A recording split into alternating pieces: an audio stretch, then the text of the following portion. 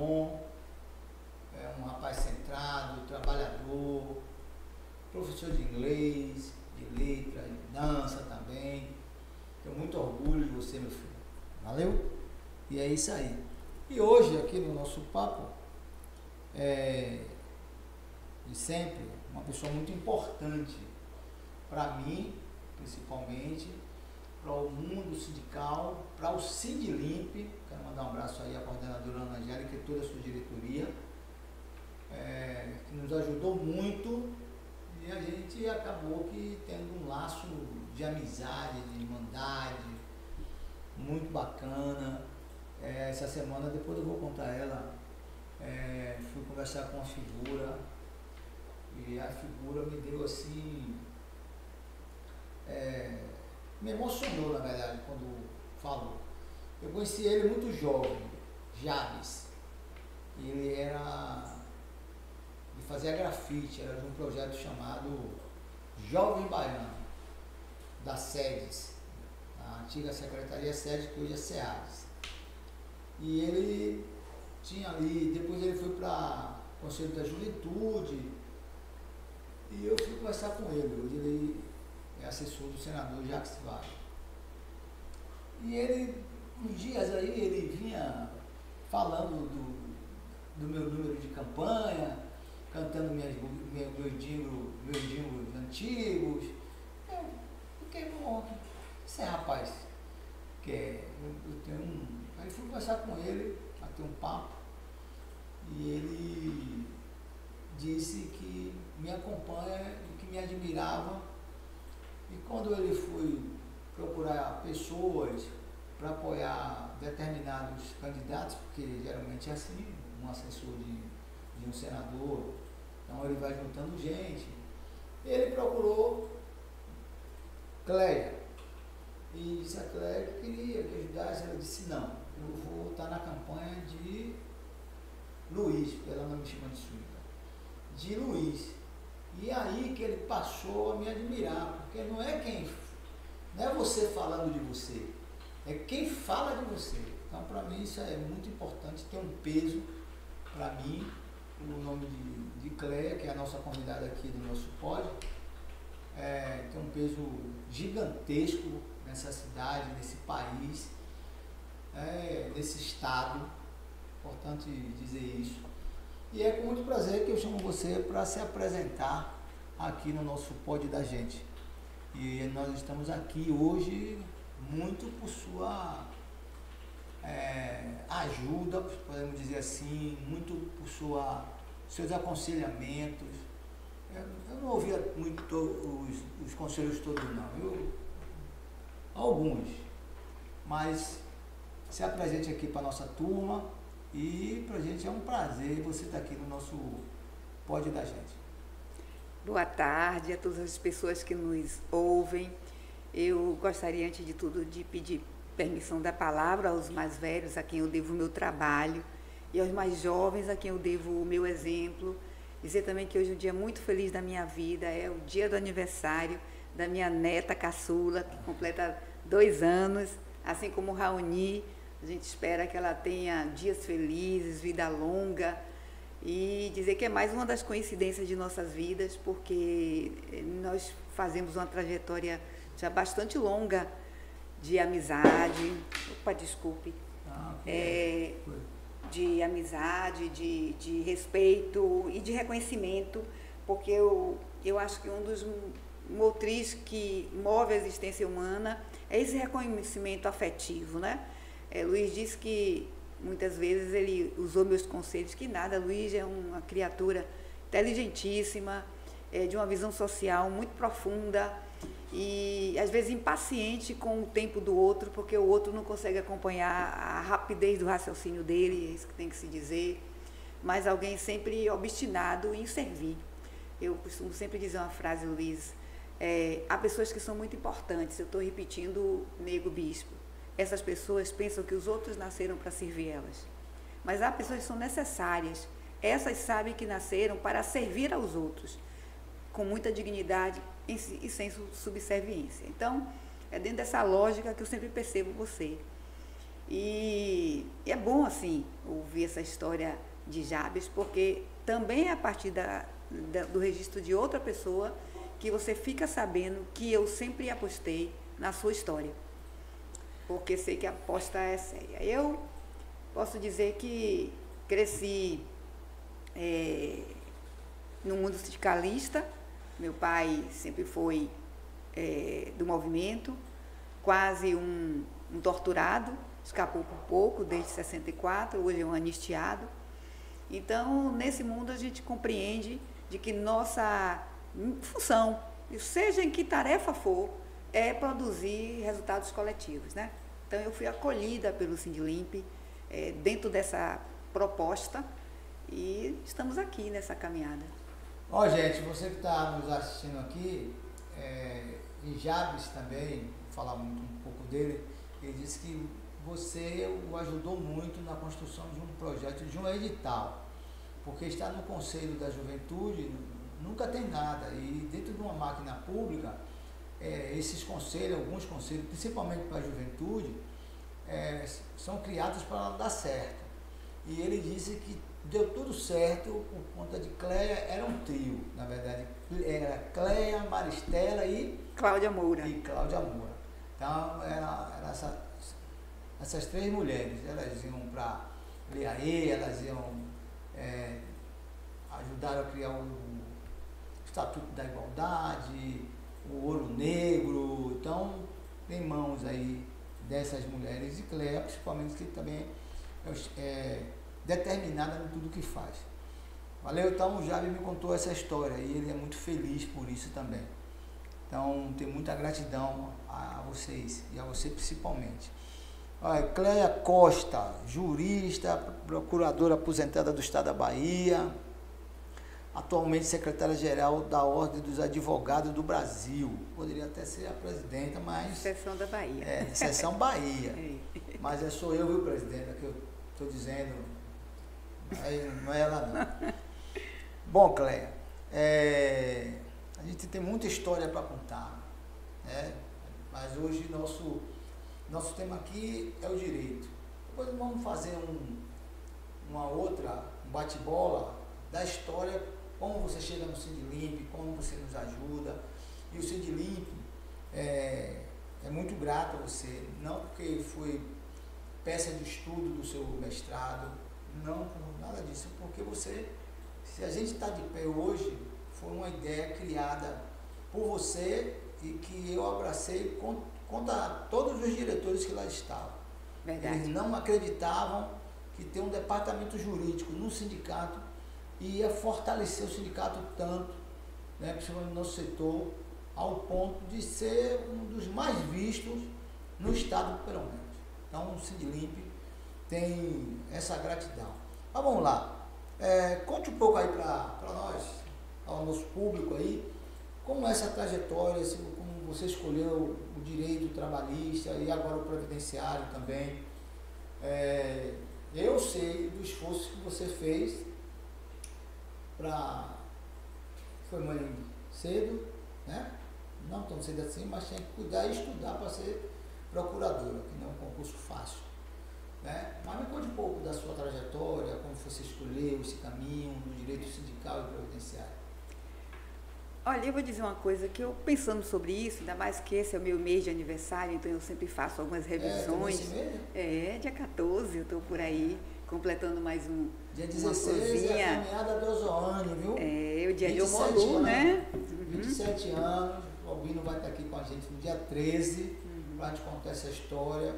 A gente até postou um TBT hoje aí com as fotos nossas, que nós construímos juntos essa caminhada. O Albino era menino, 33 anos, mais ou menos, ela vai fazer 27 anos agora essa caminhada. Então, assim, eu digo para todo mundo que me conhece que eu iniciei a vida sendo advogada aos 3 anos de idade. Porque aos 3 anos de idade eu briguei para ir para a escola e ainda mal falava, ainda usava bico e fui só conhecer a escola e não voltei mais. Fiquei lá. Eu já desde dessa época eu sabia que eu tinha alguma função para exercer no mundo e não era só para mim.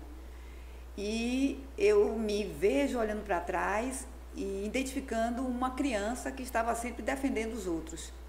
Eu me lembro que em uma determinada época tiveram que me colocar no karatê para ver se me acalmava, porque bastava alguém me dizer que estava sendo vítima de alguma injustiça que eu ia lá resolver com as mãos. Talvez porque esse tenha sido o primeiro momento para depois eu começar a resolver com as palavras. E desde cedo eu sempre fui muito apaixonada pelas palavras, pela justiça. E meu pai me conta isso, eu não sei, são meus pais que me contam, que ao nascer, eu nasci no dia 14, meu pai deixou minha mãe com a minha tia no hospital e foi numa livraria comprar uma gramática da língua portuguesa. E veio com essa gramática e autografou, dizendo a minha filha Cleia, 1962. Então, ali talvez tivesse já traçado o meu caminho das letras, né? E as letras em movimento, as letras com a força, porque é o que acontece no direito. A gente usa as palavras para cuidar das situações, para enfrentar as situações de justiça. E daí em diante foi estudar, foi me dedicar, foi olhar para o mundo, observar o mundo. E dessa época eu me encontro com o direito do trabalho e o direito previdenciário, que não é uma coisa da agora, é uma coisa desde o início da minha carreira, porque quando eu termino o meu bacharelado, me torno advogada com a minha carteira, 83 meses eu faço 2 especializações, uma delas de direito do trabalho e previdenciário. Eu já sabia dali onde seria o meu foco de ação. Passei algum tempo fazendo direito de família, por volta de uns 8 anos, mas o meu foco sempre foi trabalho e direito coletivo. E direito coletivo é algo que você só consegue construir nos sindicatos. Então, eu começo a minha vida em sindicatos pequenos, né? Em associações que eu ajudo a transformar em sindicato, e em seguida eu acesso o Sindicato dos Bancários, onde eu tive a felicidade de, por conta de uma verdadeira pandemia gerada pela Dortilé, de instalar um núcleo previdenciário. E é naquele momento que eu, observando o mundo do trabalho e o início da precarização das relações de trabalho, e eu digo assim, não, o lugar de ter uma ação efetiva, principalmente para cuidar do nosso povo, é no Sindilimp. Eu me aproximo do Sindilimp, sou muito bem recebida, e logo em seguida eu começo a perceber que era realmente uma categoria em franca expansão, porque o fenômeno da terceirização estava se ampliando e era necessário que nós tivéssemos um sindicato forte para fazer esse enfrentamento. E eu conheci Luiz, conheci as lideranças da época, nosso sempre festejado e hoje nosso parceiro na ancestralidade, Edivaldo Rocha, Paulo, Edson. Então, assim, eu fui conhecendo essas figuras que, naquele momento, tiveram a percepção, a coragem de fazer aquele enfrentamento em situações gravíssimas, desde demissão em massa, desde os enfrentamentos que se fez com a polícia, desde o enfrentamento que se fez com os empresários. E houve um momento em que a briga não era só de palavras, não, era também de esforço físico, né? De prisões. Então, essa experiência do Sindilimp me constrói. Tanto é que eu continuo meus estudos. Eu, quando ingressei na vida sindical, propriamente dito, que a partir de 90 eu já era procuradora, porque eu ingressei na procuradoria em 86. Só depois já que eu me casei. Não fui mãe tão cedo não, viu, Luiz? Eu fui mãe com 28 anos, não foi tão cedinho, né? Mas carrego daí uma experiência maravilhosa, porque ao chegar às minhas crias, eu vou tendo ciência de que é um grande motivador para que nós tenhamos objetividade, para que a gente pretenda alguma coisa, para que a gente chegue assim tão feliz, sendo avó e avós, né? E eu acompanho você também como avô, experiências maravilhosas também. Então, assim, por conta essa confluência, né, de fatores, eu estou aqui ainda hoje muito encorajada a continuar lutando e dizendo uma coisa. Tivemos um momento de uma construção de uma legislação trabalhista nacional que deu conta de algumas garantias para os nossos trabalhadores, porque a gente tem que registrar no país Hoje a gente fala do fenômeno da informalidade, mas a gente tem que registrar no país que desde o início da implantação do regime trabalhista, carteira assinada, nós ainda deixamos de fora um percentual muito alto de trabalhadores que nunca tiveram uma carteira assinada, que até tiraram a carteira, mas gerações que se sucederam de avô para pai e para filho sem carteiras assinadas, né? Não precisa ir muito longe, não. Basta ir ali na Feira de São Joaquim que você faz uma pesquisa dessa muito fácil. Então, para dizer que o sistema jamais foi perfeito, mas ele agora está ordinário, né? Porque direito do trabalho não é algo de movimento local, nem estadual, nem nacional. É algo de movimento mundial. É exatamente das grandes tragédias do mundo, com a Segunda Guerra Mundial, Primeira e Segunda, que nascem as primeiras manifestações de que nós não podíamos levar a nossa existência na Terra com aquele grau de perversidade, de falta de reconhecimento do outro, e o direito do trabalho veio para isso, para fazer uma contenção aos interesses do capitalismo, aos interesses daqueles que tinham o domínio da produção, e com isso nós vamos encontrar desde lá regras que foram se consolidando para reduzir jornada de trabalho, para acrescentar um dia de descanso, para acrescentar limitações ao trabalho da criança, da mulher, porque lá atrás, nesse início das indústrias, nós tínhamos essas crianças trabalhando num regime de quase morte, e a gente ia perder as nossas gerações. Então, assim, direito do trabalho não é algo local. Mas agora, no Brasil, com todas essas modificações a partir de 2017, nós precisamos nos voltar para usar a legislação internacional que o Brasil tem assinado. Com a OIT. Com a OIT. A Organização Internacional do Trabalho. Exatamente. E a gente alguns sindicatos já ganham muitas ações na OIT. Exatamente. Pode até que o Brasil não tenha cumprido, né? Porque ele é signatário dessa organização, e quando a gente perde muita coisa por aqui, a gente aciona a OIT. E assim, eu tenho, inclusive, conversado com nossos colegas mais jovens, porque esse meu jeitinho de continuar sendo professora, eu tenho orientado todos a usarem, a prepararem suas petições iniciais com a referência à OIT, porque essa referência pode nos levar a discutir essas questões no TST e logo em seguida do Supremo Tribunal Federal e também nas instâncias, vamos dizer assim, de julgamentos internacionais. Pois é, estamos conversando aqui com a doutora Cleia Costa, advogada, aposentada como procuradora, advogada do Sindilim também, né? Então, nunca deixou. A gente tinha, o Sindilim era chique, né? Tinha um escritório na época e que tinha figuras que já foi procurador-chefe, não foi? Do Geral do Estado. Procurador-Geral do Estado, que foi o Rui Moraes, cara que eu tenho muito apreço, carinho. O próprio Paulo Moreno foi do escritório e foi procurador-geral. Mas a gente conhece muito o Cleia e o Rui Moraes, todo mundo sabe. Né? Doutor André Bahia. André Bahia também, Paulo Moreno.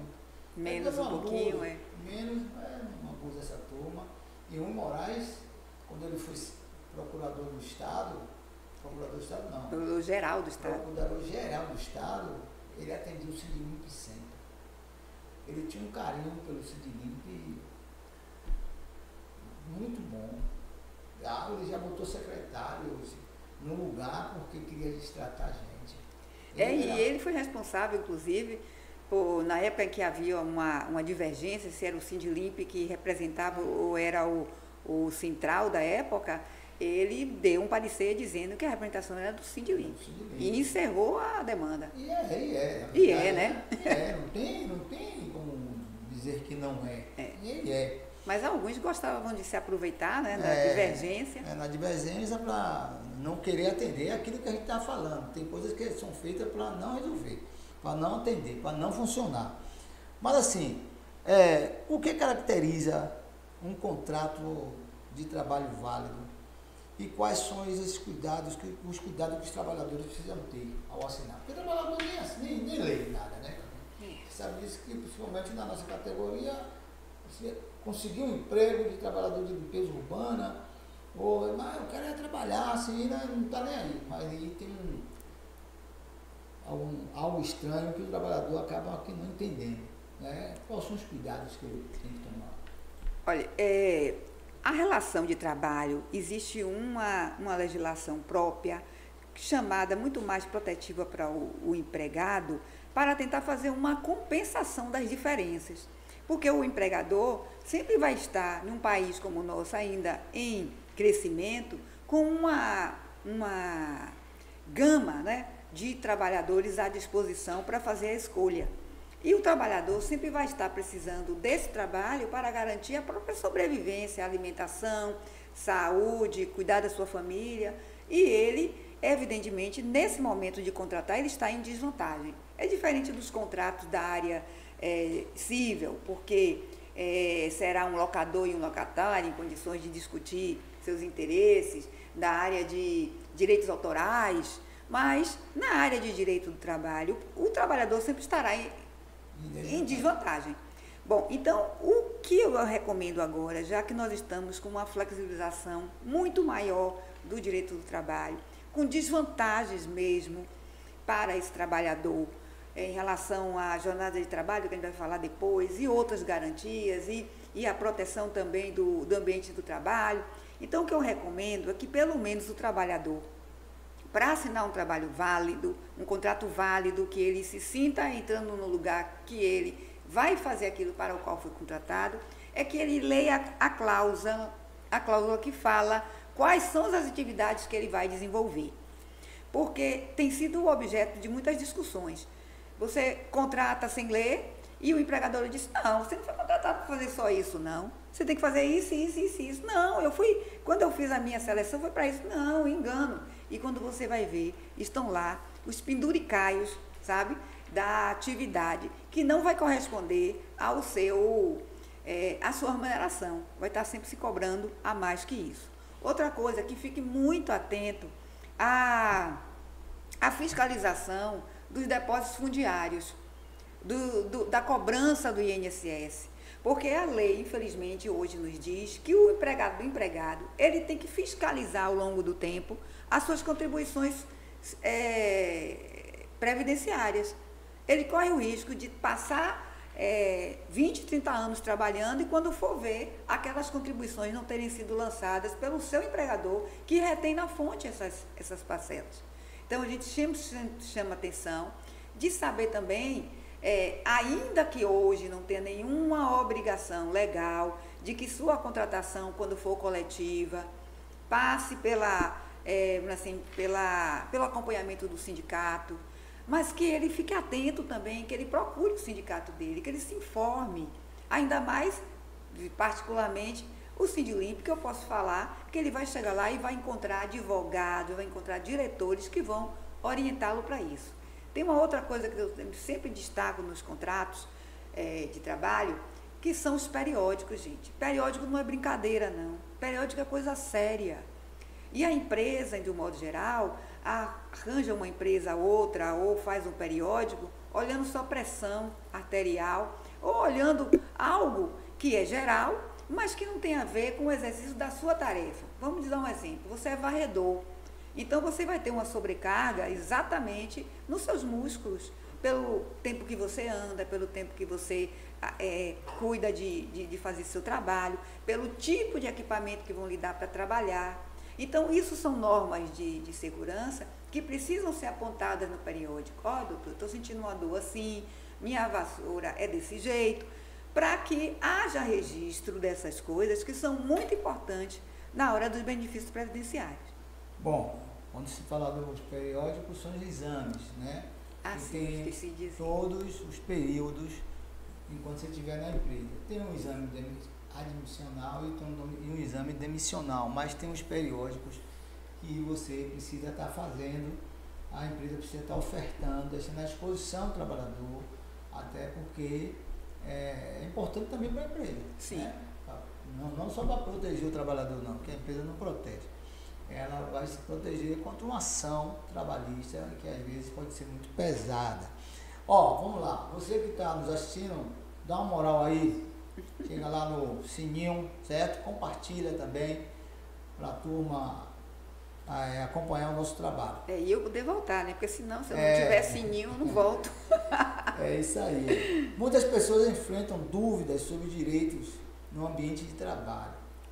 Quais são os principais direitos trabalhistas garantidos pela CLT que todo trabalhador deveria conhecer? Puxa, aí a gente vai fazer um passeio enorme, né? E o trabalhador não vai estar lendo tudo. Mas tem, por exemplo, as normas, que a gente chama NR, né? As normas reguladoras. Mas tem algo que é muito importante para o trabalhador, que ele precisa estar atento. A primeira coisa que eu digo é que você saiba exatamente qual é a sua atividade. Sabendo qual é a sua atividade, seja curioso, e hoje é muito fácil, sabe, Luiz? Antes era muito complicado, vá lá e olhe o CBO. Onde é que sua atividade está inserida? Sabendo disso, você também vai poder olhar a norma, a ANR, as normas regulamentadoras de proteção do ambiente de trabalho. Você vai saber o que se adequa para você, em termos de temperatura, em termos de configuração do ambiente de trabalho, em termos de equipamentos, em termos até de ergonometria. Então, tudo isso está lá e você vai olhar o que você faz. Isso é muito importante. Quero dizer o seguinte, nós antes tínhamos regras muito mais rigorosas em relação ao horário de trabalho, no cumprimento das 44 horas previstas na Constituição. Nós tínhamos também regras muito específicas sobre o transporte, o ir e vir do ambiente do trabalho. Hoje nós tivemos uma redução dessa garantia, tá? Primeiro porque já existia na prática, mas dependia muito de um acordo coletivo ou da atividade para você ter turno de 12 por 36. Hoje não, já está previsto com essa reforma de que esse turno é possível. O banco de horas era algo que era o lugar de pressão entre trabalhador e empresa, e os sindicatos faziam às vezes alguma troca, que houvesse um banco de dados fiscalizado. Hoje o banco de dados está lá previsto como possível. Então você tem que ficar atento para perceber esse uso do banco de dados, que mesmo tendo esse banco de dados, o máximo de horas diárias, 10 horas. Banco de horas. De dados, banco de horas, desculpe. É porque a tecnologia às vezes atrapalha a gente. Então, banco de horas. Então, assim, a gente precisa estar atento ao que está acontecendo na prática, até para levar ao conhecimento do seu sindicato o que está acontecendo e se está havendo cumprimento ou não dessa regra. Antes nós tínhamos o previsto como horário de trabalho o acesso ao local de trabalho quando ele era difícil. Então, se trabalhava muito longe e a empresa dava transporte, e isso integrava a jornada. Hoje não integra mais. Hoje nós chegamos ao absurdo de ter na nossa lei, contrariando as normas internacionais, digo-se de passagem, que até o vestuário, não é? A troca de roupas, a higiene pessoal está excluído já da jornada de trabalho. Então, essas coisas a gente tem que estar atento para evitar os excessos, tá? Bom, eu trabalho em algo que eu tenho uma roupa específica para ser trocada e que leva um tempo. Vamos considerar o tempo da pandemia. Por exemplo, na pandemia, o enfermeiro e o médico tiveram que usar um traje especial, não é? Principalmente no início, que envolvia, às vezes, 20, 30 minutos a troca de roupa. E o que acontece? Esse tempo não é um tempo de trabalho? Ele está trocando aquela roupa que é específica por mero gosto? Não. Então, essas situações em que o empregador quer descontar esse tempo de algo que é inerente à atividade, a gente vai ter que discutir. Quer ver outra atividade? Mergulho de profundidade, que ele tem todo um tempo de traje para o trabalho. A gente vai dispensar esse tempo como um tempo fora da jornada de trabalho? Também não. Então, vejam que a gente tem especificidades que precisam ser analisadas e que vai depender sempre do aconselhamento de um advogado. A gente prefere até que seja dentro do sindicato, né? Porque os colegas são habilitados para estar nessa lida, mas dizer a vocês que é necessário que a gente tenha formação, Luiz. Eu sempre venho discutindo, formação é algo que é precioso, porque o conhecimento liberta. O conhecimento promove reflexões e críticas. Então, procura teu sindicato. Os sindicatos estão sempre promovendo cursos, formações, estão sempre ali com a notícia do dia, não é? O jornal do sindicato, porque diz que jornal acabou, não é uma coisa que mais se usa, mas o jornal do sindicato, o Vassourão ainda é poderoso nas informações que leva, né? Então, é isso que eu aconselho o trabalhador em relação ao seu bem de trabalho. Tem mais coisa, né? Relacionado ao assédio, mas a gente chega lá. Tem muita coisa, né? E como a legislação vai mudando, né? Muita coisa também vai aparecendo. O advento da internet, né? Tem mostrado muito aos trabalhadores essa questão de assédio também. O assédio está em alta, mas também as ações também estão em alta. As pessoas estão tendo muito mais coragem de procurar o seu sindicato para poder fazer denúncia, certo? Ainda tem muita denúncia sobre assédio moral na área de terceirização, né? Então, os trabalhadores são subjugados, humilhados mesmo, não vai no mesmo ônibus, não bebe da mesma água. A gente tem mudado muita coisa. Sim. A gente já mudou muito isso.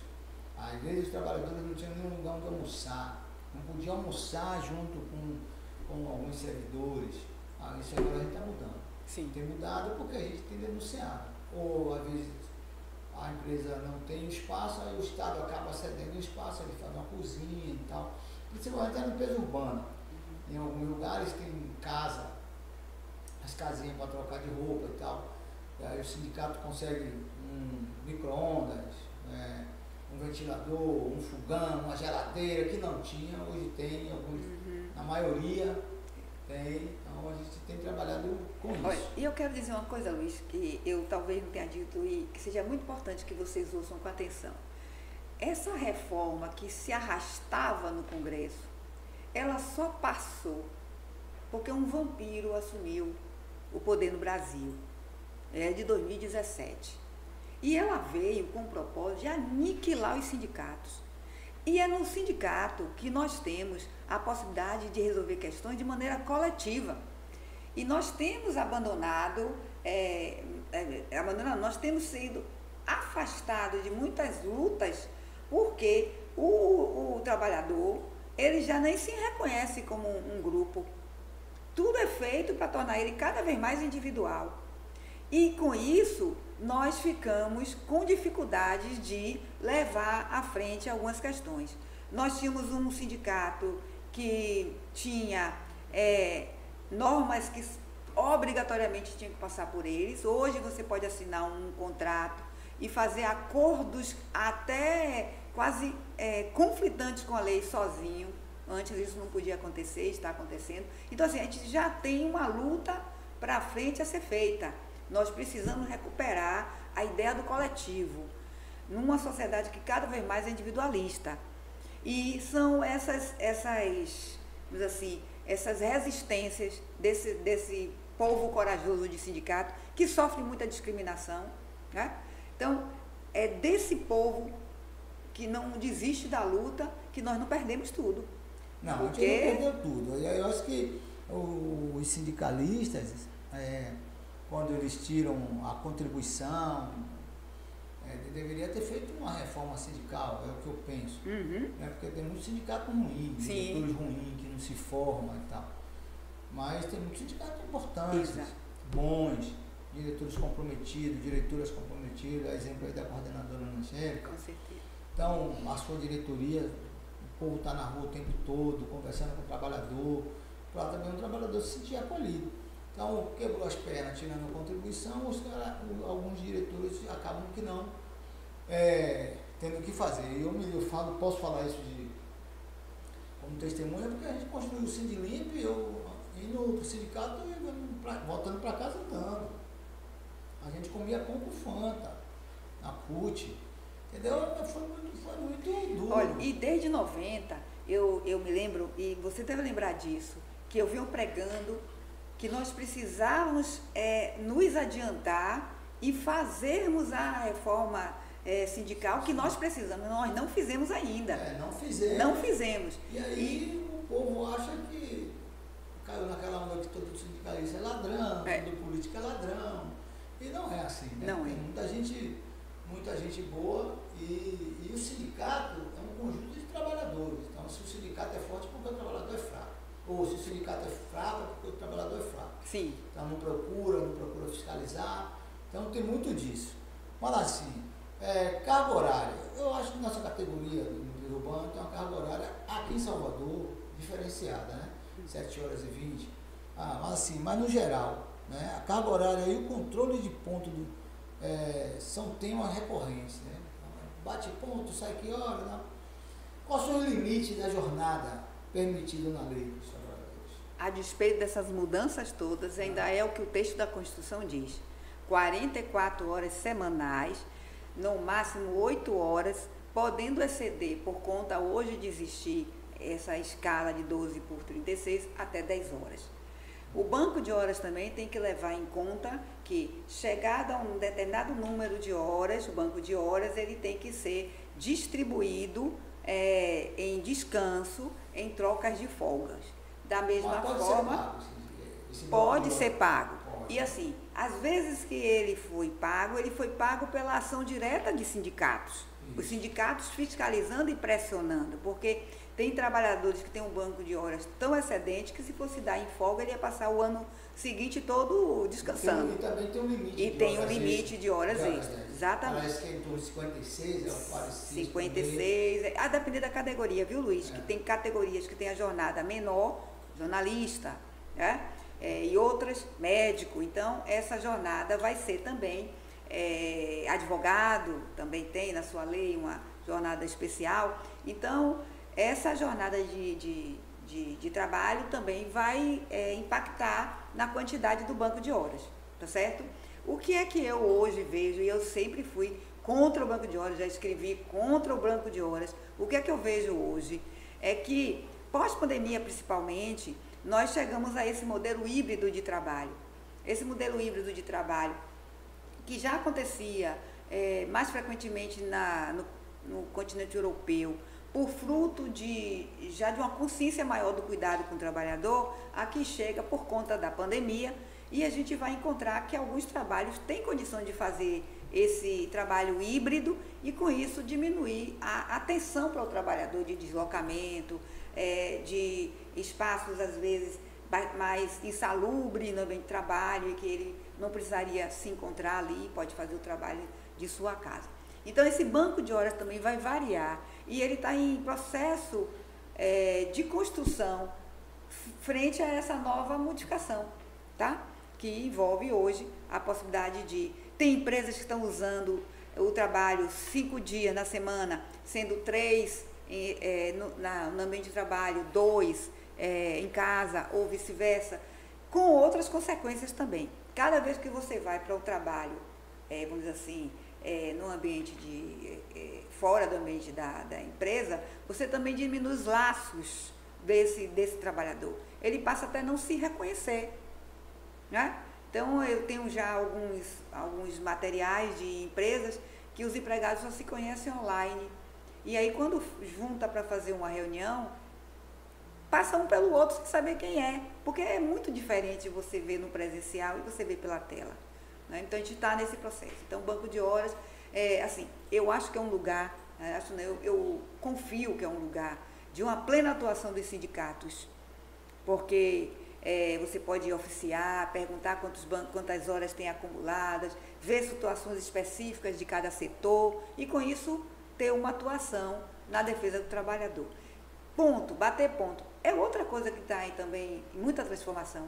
Porque se você tem... estava tendo ponto até pelo celular agora, né? Pois é. Nas empresas terceirizadas aqui do estado da Bahia, tem algumas que o trabalhador... que o cartão de ponto, o ponto eletrônico é obrigatório. Sim, ainda é obrigatório. Ainda é obrigatório. Para algumas atividades. E hoje, como a terceirização é um pouco aqui, um pouco acolá, eles desenvolveram você bater no celular. Agora veja, O que é que eu digo cada vez que você traz uma tecnologia nova? Você precisaria que as empresas fizessem cursos de formação e que você criasse dentro dessa plataforma o sistema de controle do trabalhador, porque havia um tempo, né, bem lá atrás, uma coisa bem antiga, que às vezes você fazia as horas extras e seus cartões de ponto eram trocados, que era uma demanda que a gente levava para a justiça. Então isso também pode acontecer dentro de um sistema desse, em plataforma, e é por isso que a gente tem que ter esse trabalhador treinado para essas novas tecnologias, né? Então, eu também conheço casos muito de trabalhadores que tinham resistência ao cartão de ponto, que também tentavam fraudar esse cartão de ponto. Então, é sempre um lugar, o mundo do trabalho é sempre um lugar que ele reflete as relações sociais com muita clareza, né? E você pode ter diversas hipóteses. Agora, sim, é obrigatório o cartão de ponto, é a forma que a empresa tem que controlar as horas, inclusive por banco de horas. E às vezes a gente recebe um trabalhador dizendo, eu não quero bater ponto. Não pode, porque está dentro das regras do próprio direito do trabalho e também dentro das regras do contrato que você assina. Pois é, estamos conversando aqui com a doutora Cleia Costa, secretária-geral da OAB, Seção Bahia, advogada do direito trabalhista, certo?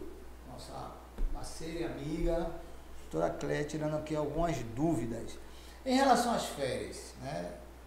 Como é que elas devem ser concedidas e o que o trabalhador precisa saber sobre o funcionamento e o pagamento desse direito? Essa lei que eu falei, né, 13.647 de 2017, ela trouxe mudanças, na verdade, aproveitando a prática do que já acontecia com as férias. Essas férias hoje elas podem ser distribuídas por 3 vezes, e sendo que um período pelo menos tem que ser de 14 dias. Então, hoje está oficializada essa possibilidade, porque também tem empresas que queriam dar 5 dias, 6 dias de férias e ratear demais, então a lei veio, ou não dá férias, né? Não dá férias porque, por exemplo, eu tive um caso recente que a pessoa nunca gozou férias em 26 anos de trabalho. Nunca. E a empresa... Na terceirização você tem isso, né? 26 anos. Você não tira os trabalhadores e as trabalhadoras, algumas delas tem muito tempo que não tiram férias. Pois é. Porque sai empresa, entra empresa. Agora não, que mudou um pouco, né? As empresas têm um tempo maior.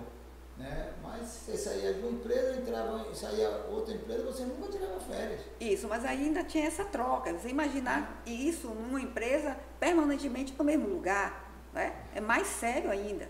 Então, o direito às férias, é isso que eu digo. A discussão do direito de férias precisa ser com os documentos internacionais, porque foi daí que se começou o limite selvagem das relações de exploração. São os momentos de descanso intra-jornada, entre jornadas e as férias. Hoje nós temos um abatimento, vamos dizer assim, uma redução na questão dos intervalos na jornada. Então, por exemplo, antes nós tínhamos 2 horas de almoço, hoje nós não temos mais. E o empregador ainda pode reduzir a 30 minutos e 30 minutos pagar como horas extras a 50 minutos. Agora pense o que é você, em um trabalho exaustivo, cansativo, você parar só 30 minutos para se alimentar e descansar. Você veja que com isso você vai consumindo a energia do seu trabalhador. Agora, está lá na lei, e enquanto a lei estiver e nós não conseguirmos mudar, não é porque nós tivemos um retrocesso nesse sentido. Nós tínhamos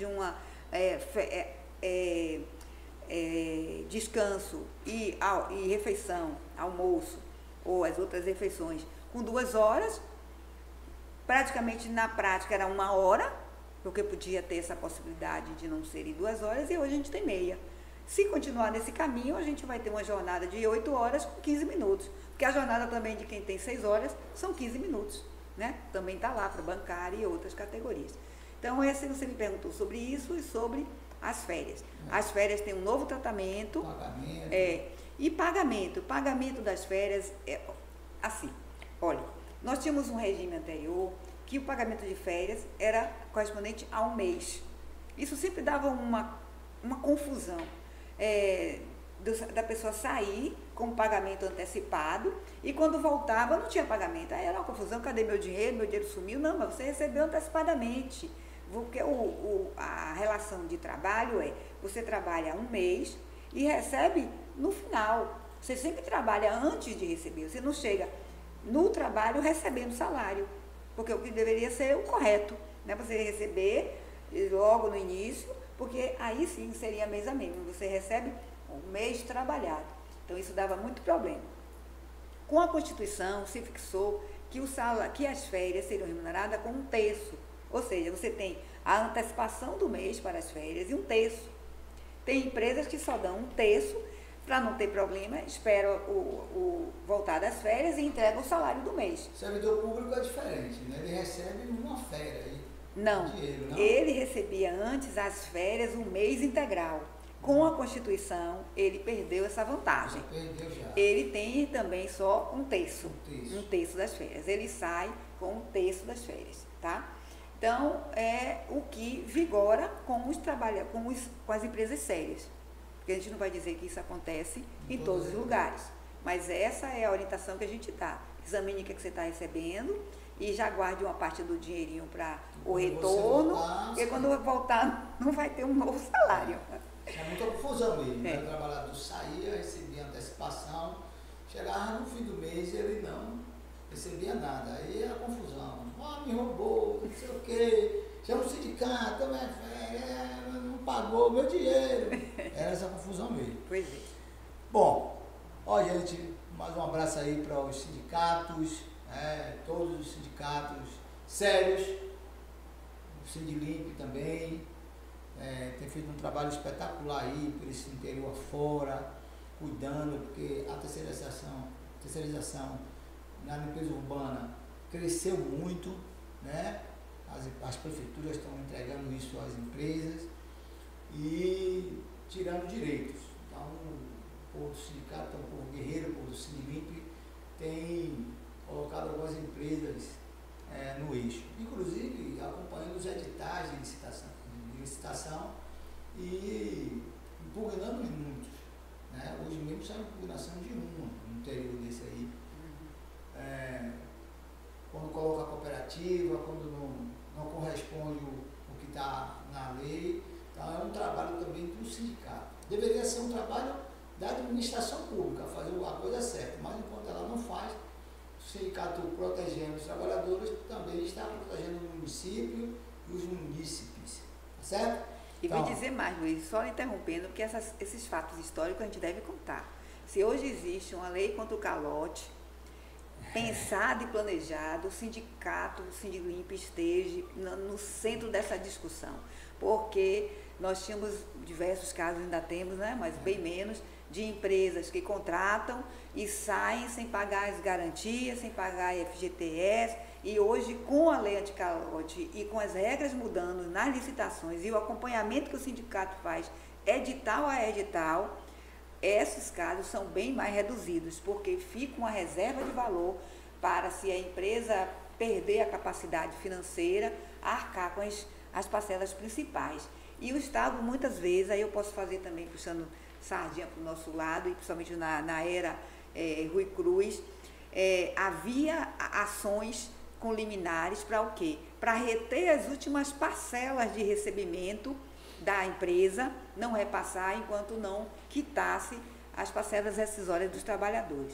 E aí, aproveitando nesse particular, que eu sei que você tem ainda muita coisa para perguntar, nós temos que nos lembrar e enaltecer a vigilante ação do Sindilimp, com a nossa coordenadora Ana, com o seu quadro jurídico, formado por colegas assim, exemplares, Carolina Dias, Ana Calfa, doutor Eduardo Feijó, esses assim, eu estou falando desses diretamente porque doutor Peter, doutor Ian na área de previdenciário, então assim, colegas e outros que passaram pelo Sindilimp ainda não estão mais lá, mas todos contribuindo para que nós fizéssemos esse enfrentamento, né? Então, muito importante mesmo lembrar dos nossos advogados. Depois eles vão ficar chateados de achar que não lembra da gente. mas todo mundo, né? Todos têm seu papel fundamental lá. Quais são os direitos das trabalhadoras gestantes? Desde a confirmação da gravidez até o retorno após a licença maternidade e o que a lei garante. Antes de você responder, eu quero dizer que nós, no dia 15 de agosto agora, nós vamos fazer o lançamento na sede da empresa Sotero, né, que nós apresentamos aí um projeto, às empresas como todos os consórcios, um projeto que protegesse a gestante, desse mais garantias a ela, mais proteção, mais cuidado com essas mulheres que trabalham nas ruas ou dentro da empresa. E a Sotero, a empresa que saiu na frente, montou o projeto junto com o Sindilimp e vai fazer esse lançamento no dia 15. Que horário, Luiz? Às 10 horas da manhã. Às 10 horas da manhã vai reunir a gestante, outras mulheres, para que a gente possa fazer esse lançamento junto com a empresa. Para a gente é muito importante, é uma conquista gigantesca. As outras empresas, lógico, que farão esse projeto. Sim. Mas eu quero ressaltar que a empresa Sotero, de imediato, acatou o pedido do sindicato, do Sindilimp, da direção, para poder implementar esse projeto. Então, no dia 15 às 10 horas da manhã. Eu fiquei muito feliz quando nossa coordenadora Ana me encaminhou para eu fazer uma leitura e dar uma sugestão. Uma sugestão muito simples que eu fiz, mas fiquei muito feliz de ver essa ação do cuidar. Porque naquele momento a mulher, ela não é só a gestora de mais uma vida, ela é gestora de mais um cidadão. Quanto mais esse cidadão chegar na vida com saúde, mais de um ponto de vista social, ele vai ser um agente positivo, exatamente por conta do acompanhamento do pré-natal, que evita algumas doenças, né, que reconhece algumas doenças previamente. A gente já está na fase da tecnologia, que se opera um feto ainda em desenvolvimento, então isso é muito importante. E dizer o seguinte, essa lei também trouxe um entrave para a vida da gestante, porque uma vez do ato da concepção, ela já estaria garantida na sua estabilidade no emprego até o momento de retorno para a empresa, que vai variar até com normas coletivas de 4 a 6 meses, e tem empresas que já têm esse prazo ampliado para que ela tenha estabilidade no emprego. O que é que essa bendita lei, para não chamar de maldita, né, fez? Ela disse que a mulher demitida, ela só tem 1 mês após a demissão para informar que estava grávida. Porque antes, em qualquer momento, ela podia entrar na justiça, brigar por sua estabilidade, dizendo, olha, estou grávida, desde antes da demissão. Tá? Hoje ela só tem 1 mês para fazer isso. Então a recomendação para as mulheres é, uma vez demitida, teve qualquer dúvida se pode estar grávida, faça logo o exame, porque você só vai ter 1 mês para reclamar e ter assegurado o seu direito. Se passa de 1 mês, você está até grávida, mas você não vai poder buscar ou a reintegração no emprego ou a sua indenização correspondente ao tempo da estabilidade. Então, é uma modificação que parece simples, mas ela é castradora de um direito. Porque a pessoa não vai deixar de estar grávida porque não informou com 1 mês. Ela vai estar grávida, mas sem o direito a usufruir daquela vantagem que a lei traz. Foi mais uma mudança mesmo, meio que selvagem, né? Bom, vamos começar aqui com Cleia Costa. Dá uma moral lá no sininho, valeu? Depois eu vou olhar lá quantos tem de sininho. Casos de demissão geram muita incerteza. O que muda quando o trabalhador é demitido com ou sem justa causa? E como funciona os direitos relacionados ao aviso prévio, FGTS, seguro-desemprego? Antes de falar de o que é que muda, demitido com justa causa ou demitido sem justa causa, eu quero dizer que essa lei trouxe uma outra mudança, que é a possibilidade de um afastamento por acordo. Quando você está falando da lei, você fala da reforma... Da reforma de 2017. Que o Vampiro fez. É isso. de 13.467 de 2017, tá? Porque ela é que está sendo chamada a reforma trabalhista. A certo? deforma. A deforma, a perda de direitos, que está bem ali inserida. E você vê onde ela não tirou direito, ela flexibilizou ou tornou a possibilidade da fiscalização e da prova do direito mais difícil. Acabamos de falar da questão da gestante, né? Ela ficou com um direito, assim, com um limite temporal, que se chama, ela caduca do direito se ela não usar, certo? O juiz vai dizer, eu sei que você está grávida, aqui está mostrando que você estava grávida, mas a senhora pediu com 1 mês e 1 dia, infelizmente, a só avisou. E outra coisa, é evidente que a empresa vai criar dificuldades é bom lembrar disso, para receber essa notificação de que ela está grávida, não é? Então, é necessário que você faça isso de maneira pública. Como é de maneira pública? Notificação extrajudicial. Procure seu sindicato, para o sindicato tomar medidas antes que esse prazo se encerre. Com relação a essa reforma, o que é que ela trouxe? A possibilidade de um acordo entre as partes, o que isso faz diminuir o tempo de aviso prévio e também a multa do FGTS. Uma vez assim, a empresa, você quer sair da empresa, não aguenta mais. Na verdade, às vezes, isso é uma demissão indireta. Você cria tantas situações difíceis que o trabalhador não aguenta, ele vai, eu quero sair daqui. Ele diz, você está pedindo demissão, né? Tá, mas a situação que gerava o descumprimento do contrato já é anterior àquela declaração da vontade do trabalhador.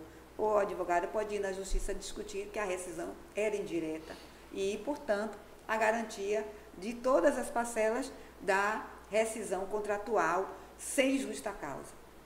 O que muda com justa causa e sem justa causa? Sem justa causa, você tem as parcelas salariais asseguradas, certo? Aviso prévio em dias ou indenizado, você tem dias trabalhados, porque é outra confusão também. Quando você recebe o aviso prévio, que vem dito assim, você reduzirá 7 dias, significa que você vai continuar trabalhando naquele período. E o trabalhador não quer, ele quer o dinheiro dele. E a gente tem que dizer que está previsto na lei, ou uma coisa ou outra, e quem escolhe é o empregador. Inclusive, em relação às férias, eu preciso dizer isso também. As férias você adquire depois que você completa 1 ano trabalhado. E o empregador tem 1 ano seguinte para lhe conceder. É daquele 1 ano seguinte que vai contar o período prescricional daquele direito, certo? Então, assim, você não pode exigir que seu empregador lhe dê férias em janeiro, ou em dezembro, ou em outubro. Quem vai lhe dizer isso é o seu empregador, certo?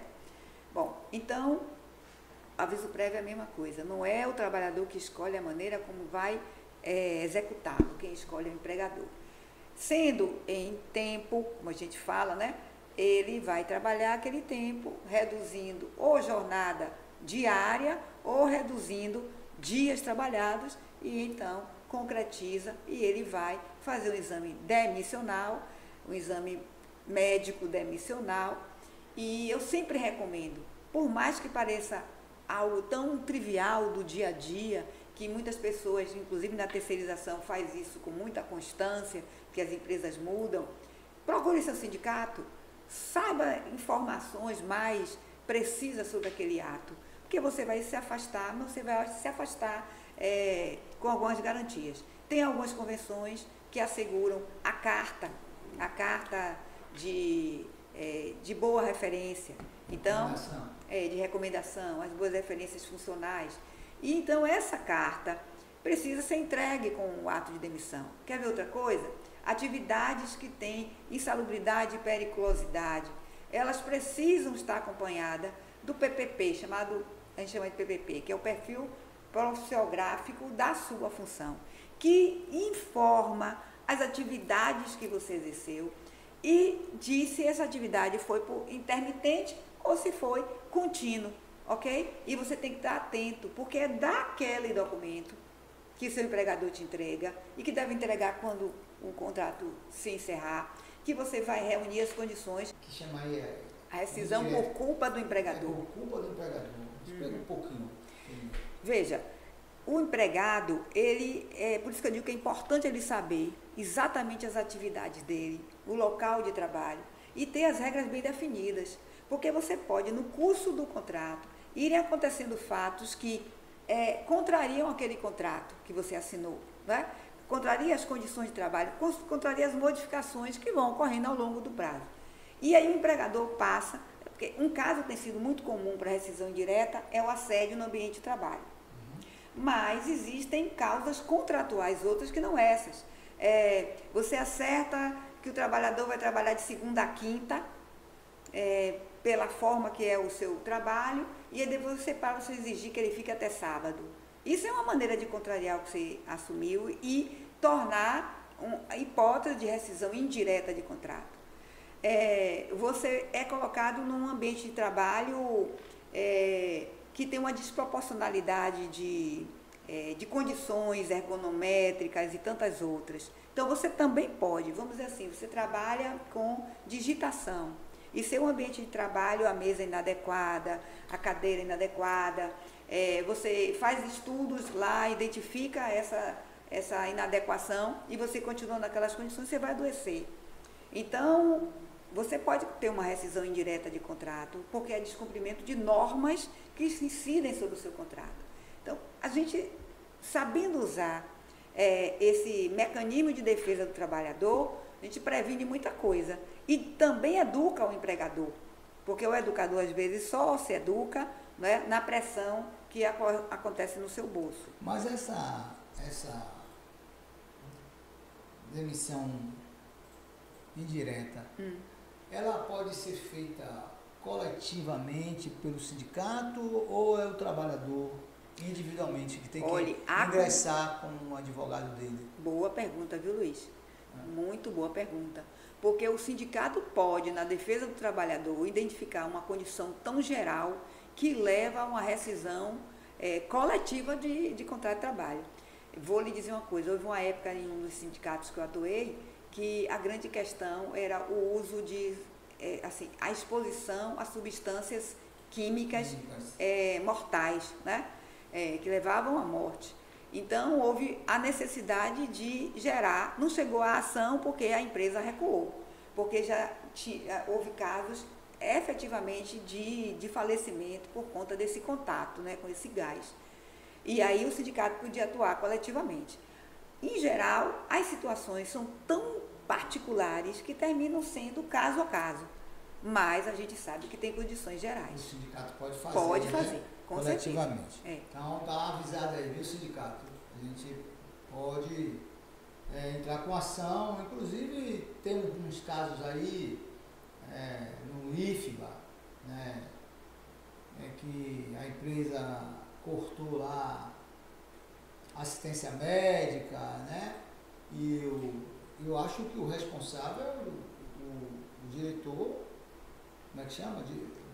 Diretor geral lá.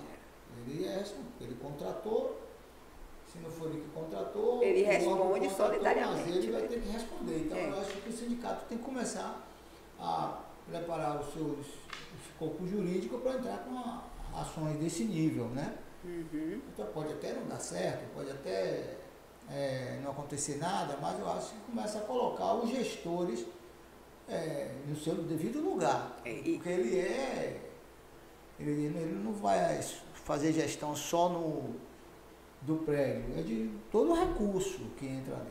É isso? E Luiz foi muito bem pontuado, viu? Eu fiquei assim, agora muito feliz. Estou dizendo, Luiz, é um salto à frente, gente. Porque assim, essas condições gerais, muitas vezes eu acompanho a trajetória de Ana, a discussão vai para a mesa de negociação. E aí esses gestores recuam, porque estão errados e recuam. Outras vezes não. Então, o que fazer? Ações coletivas. Agora mesmo a gente fez uma ACP, uma ação civil pública, com relação à tentativa de demitir em massa trabalhadoras de uma terceirizada ligada à Caixa Econômica, né? Até agora a juíza não deu liminar, mas inclusive é um tema já aprovado no TST, que diz que todas essas tentativas de demissão em massa precisam da participação do sindicato, e isso aí não foi feito à época. né? Eles recuaram, foi um movimento nacional, eles recuaram, mas eles não estão cumprindo o que eles disseram. Que era o quê? Vou recuar para requalificar essas mulheres. Não estão requalificando e nem querem dizer em quê. Porque assim, você pode requalificar essas mulheres para atividades que também serão descartáveis, né? Então, pois é, essa isso foi aí. um grupo de telefonistas, né? É. Mas vamos lá. É que eu não entrei nos detalhes. É isso. Infelizmente, situações de assédio, condições de trabalho abusivo ainda são muito comuns. Né? Se vê isso quase todos os dias. Às vezes o trabalhador ou a trabalhadora tem medo até de denunciar, porque não quer perder o seu emprego e tal, e se submete a determinados casos. O que um trabalhador ou uma trabalhadora pode fazer ao se deparar com esse tipo de violação dos seus direitos? Há canais de denúncia, onde o nome dela não vai aparecer, ou só o sindicato é suficiente para fazer essa denúncia? Gente, eu vou dizer uma coisa para vocês. É o que eu sempre digo aos meus ativistas das pautas sociais. Nunca tentem fazer um enfrentamento desse sozinhos. Certamente vai ter alguém que vai ter coragem de inaugurar, mas inaugurar para abrir sempre um processo coletivo.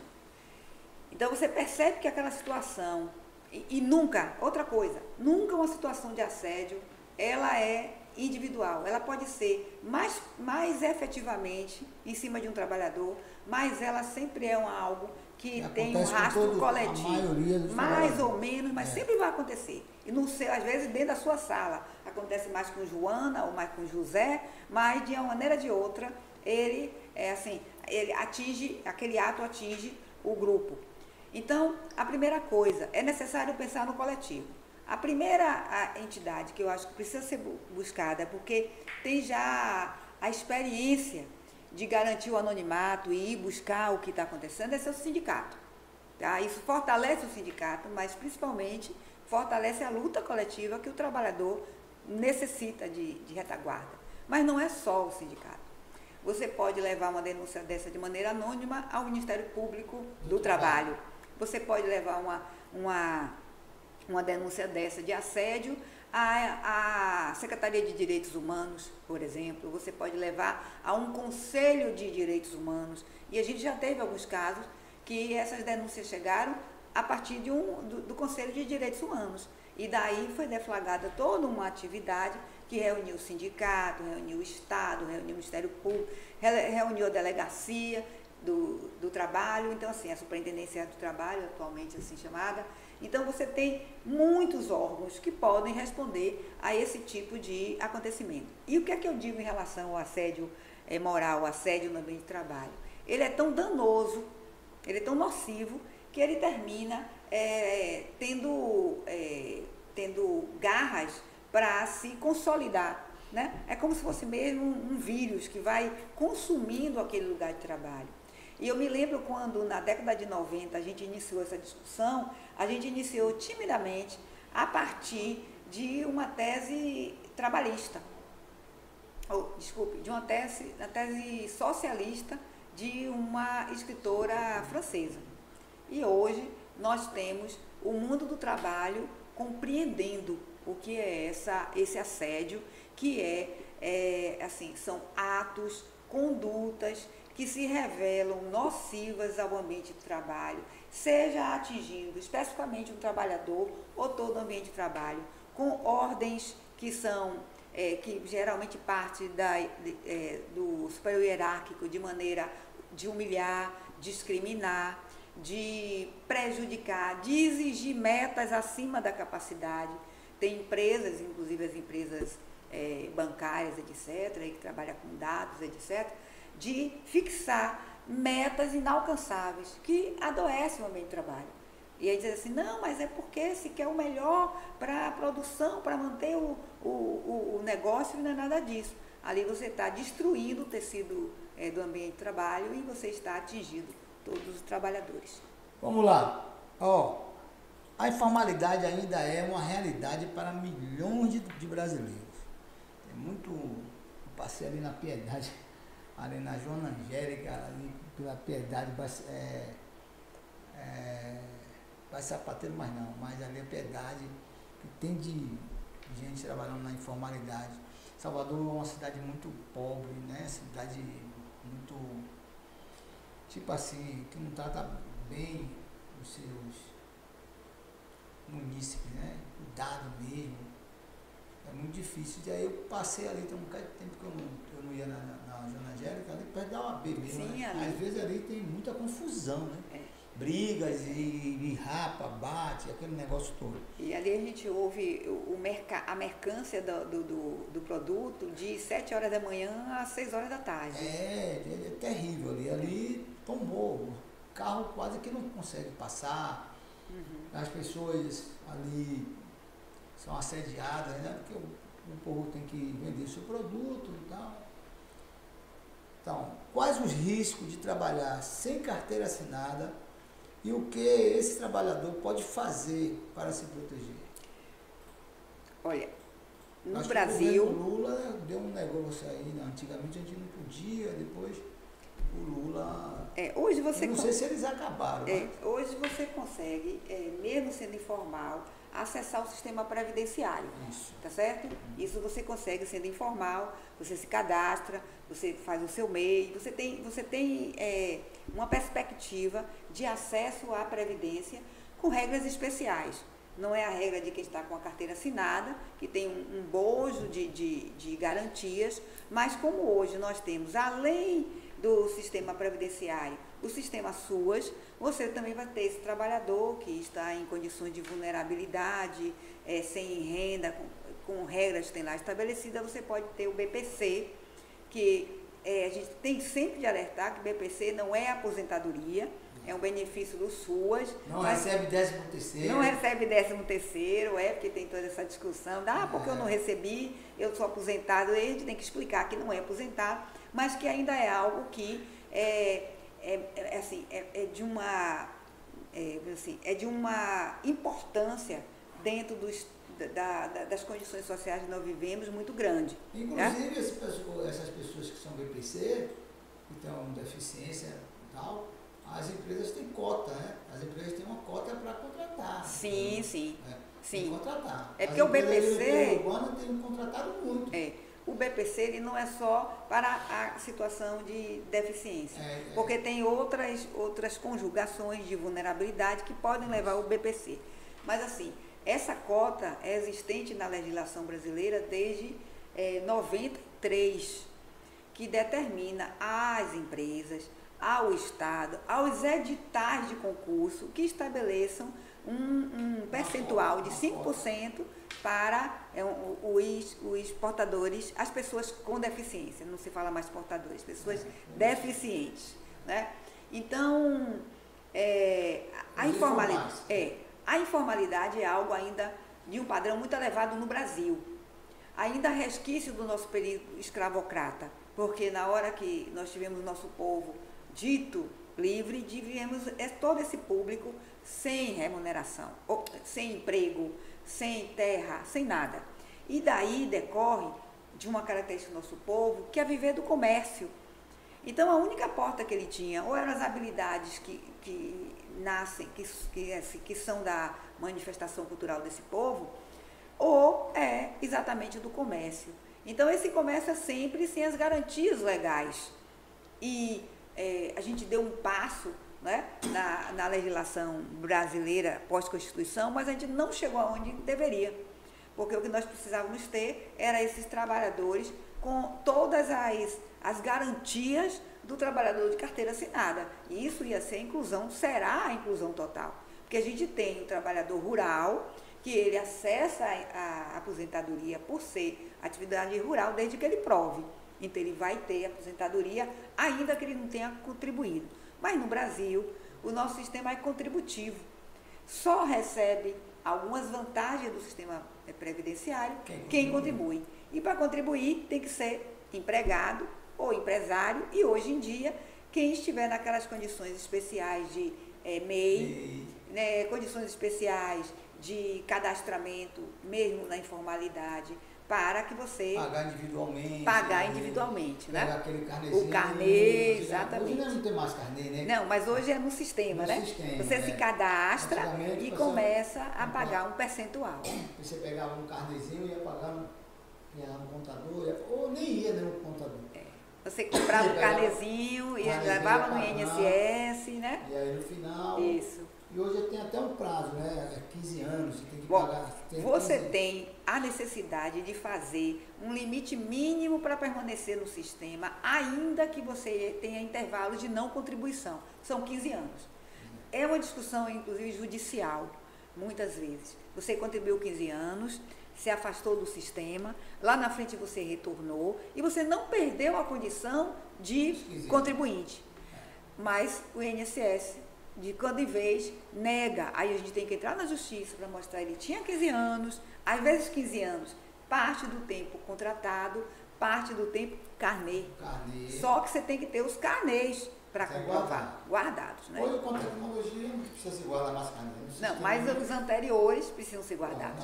E dizendo o seguinte, quando você, depois que você tem os 15 anos, você se afasta porque foi demitido, você ainda tem um tempo de carência na condição de segurado regular, e daí, se você vai em contratado, tudo bem. Se não, você preserva essa condição anterior e depois você vai usar com a contagem de outros tempos de trabalho. Bom, chegando aqui já ao nosso final desse bloco, né? Falando de leis trabalhistas, que mudou muita coisa.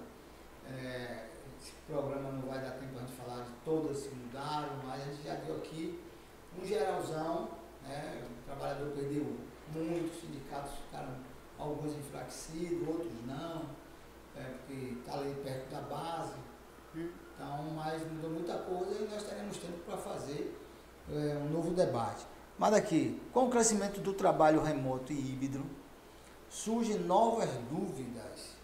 Quais os direitos permanecem garantidos nesse modelo e que ainda precisa ser regulamentado? Olha, regulamentado precisa muita coisa, mas do que eu posso dizer é que as regras vigentes de um contrato de trabalho presencial, essas regras acompanham um contrato híbrido, com uma dificuldade maior de fiscalização, com uma individualização, assim, um isolamento maior para o trabalhador. Porque tem hoje já alguns postos de trabalho que são totalmente invisíveis vamos dizer, a uma presença desse trabalhador. Você hoje não sabe se está falando com um trabalhador ou se está falando com um robô, né? Então, é porque a invisibilidade dessas atividades aumentou, certo? Então, quanto mais tecnológica é a sua atividade, mais, vamos dizer assim, invisível ela pode ser em termos de apresentação física e de controle de atividade. Vou contar um caso que para mim é emblemático, mas rapidinho. Uma coordenadora de uma faculdade que já tinha uma carga horária excessiva, com o sistema híbrido e as dificuldades de adaptação para as aulas não presenciais e para as matrículas não presenciais e todo aquele jogo de acontecimentos que foi na pandemia, ela passou a trabalhar na casa dela e receber no e-mail dela ordem de trabalho meia-noite, ordem de trabalho 1h da manhã, certo? Porque dali ela podia solucionar alguma coisa e solucionava. Mas o que acontece? Quando ela retorna, a providência é o quê? Demiti-la. Porque ela está carreada de prova. E fazer o quê? Tirar ela do sistema. A prova dela cai. Porque essa prova está sob controle do patrão. Então, qual é a recomendação que eu passei a fazer para esses trabalhadores que têm esse tempo de híbrido ou de sua casa? Receber o e-mail? Printa, guarda, faz cópia, porque aquilo vai lhe servir de prova de quantas horas extras você trabalhou, de quantas ordens, de como também, mesmo no ambiente da tecnologia, no ambiente assim, estranho ao local de trabalho, você também pode ser vítima do assédio, vítima da discriminação, vítima das metas inatingíveis, certo? E com muito mais efetividade, porque ele vai estar sendo controlado pelo sistema. Então, são esses cuidados. Quanto mais atividade intelectual, porque isso, Luiz, vai alcançar cada vez mais as atividades intelectuais. Porque não se consegue ainda fazer a varrição de uma rua, né, à distância, usando o controle remoto. Então, quanto mais intelectual, mais a gente vai ter esses acontecimentos que demandam prova de que estão acontecendo. Bom, gente, chegamos até o final dessa entrevista, esse bate-papo aqui com a doutora Cléia Costa sobre direito trabalhista. Ainda tem muita coisa para a gente debater, né? A gente pode debater com categorias diversas, né? Então, mas aqui no geralzão, que atinge a maioria dos trabalhadores e trabalhadoras, foi aqui tirado as suas dúvidas, valeu? Quero agradecer a doutora Cléia por esse bate-papo e a gente depois vai bater um papo sobre previdência social. Valeu, muito obrigado, Cléia. Eu agradeço e assim, estou sempre disponível. Eu acho que esses movimentos de tecnologia nos ajuda a assim, disseminar conhecimento, e esse conhecimento não é privativo, ele precisa ser realmente multiplicado. E nós estamos aqui para isso. Muito obrigado, tchau.